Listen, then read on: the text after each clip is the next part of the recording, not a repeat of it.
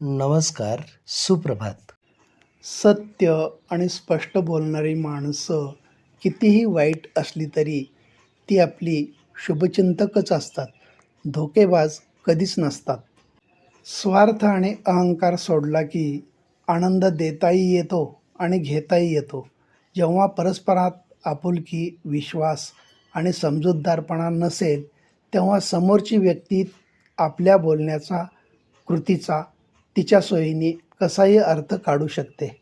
मातीच्या कणाकणांनी एकी केली तर वीट बनते, विटांनी एकी केली तर भिंत बनते आणि जर भिंतीने एकी केली तर घर बनते.